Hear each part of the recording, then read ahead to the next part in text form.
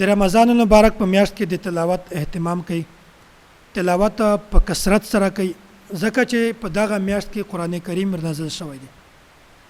او دغه میاشت د داوود قبولیت میاشت دغه بختور میاشت بختور سره هغه دی خوش نصیب سره هغه دی چې هغه په دغه میاشت کې په کثرت سره تلاوت وکړي.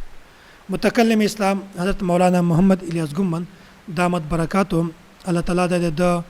په عمر کې زندگی کې عمل کې په هر شي کې برکت وشي. استوز دا معمول د چکیم خالق ته دنه بیعت وي د سره تعلق وي بیا یخت دغه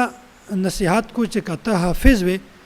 بیا د رمضان المبارک نه بغیر عام وخت کې یواسي پورا کم از کم تلاوت ضرور کا او چې کیم سره غیر حافظ وي قران کریم حفظ کړای نه وي د یغ د پورا کم از کم یو پو او کاویلای شي نیمه سي پورا تلاوت دا ضروری دی چې چا مصروفیات وي او چې څوک فارغ وي د یغ د پورا خو زیات تلاوت دی. دا سه رمضان مبارک په میاشت کې چې کیم سره حافظ وي د یغ د پورا لاس سي پورې تلاوت دا کم شي دی او کم از کم غیر حافظ پورا یواسي پورا تلاوت دا ضروری دی. نو د تلاوت اهتمام کوي د تلاوت کوشش کوي او رمضان مبارک میاشت کې د ختم قرآن دغه اهتمام کوي. دمر زیات فضیلت ده چې په یو حرف باندې الله تعالی لاس نه کوي ورکوي. من قرأ حرفا من القرآن فله حسنه والحسنه بعشر امثالها. الله تعالی لاس نه کوي ورکوي په یو حرف باندې الف صرف الف باندې لاس نه کوي ورکوي. او دا چې کیم حافظ قرآن باندې عمل کوي یخت الله تعالی څومره مقام ورکړي دی. حدیث کرتی من قرأ القرآن وعمل بما فيه البس والداه تاجا يوم القيامه. چې کی حافظ سره وي قران باندې عمل کړی وي الله تعالی د مور پلورتا د قیامت پر ورځ تاج ور پسر کو. تفسیری واقعاتو الله تعالی دمره عزت ورکوي دمره احترام په نگاه سره کوي خصوصا معتکفین حضرات هغه د تلاوت د زیات اهتمام کو د نوافل د زیات اهتمام کو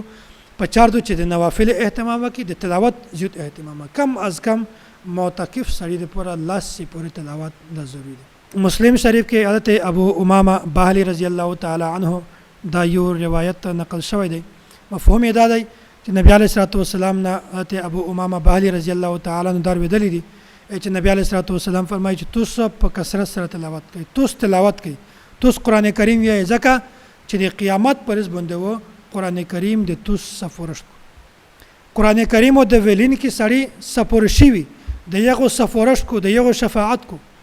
نو هغه وخت په ځړه کوي چې په یو وخت کې د تو د امداد کړلول هیڅوک نه وي قران کریم د تو شفاعت